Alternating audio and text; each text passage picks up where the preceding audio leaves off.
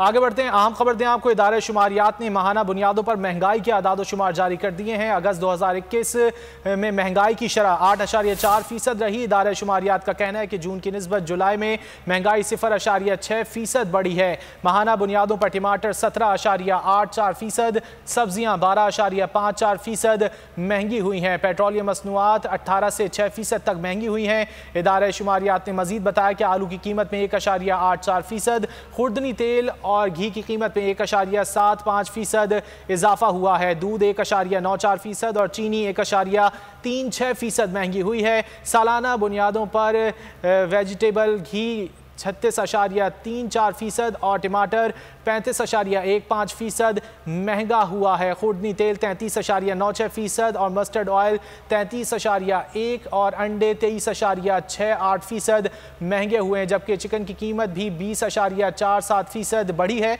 गोश्त 13.71 और दूध 10.64% महंगा हुआ है। इदारे शुमारियात ने महंगाई के आदाद शुमार जारी कर दिए हैं। अगस्त 2021 में महंगाई की शरह 8.4% रही है। जून की निस्बत जुलाई में महंगाई 0.6% बढ़ी है। सब्सक्राइब करें और बेल दबाएं ताकि कोई खबर रह न जाए।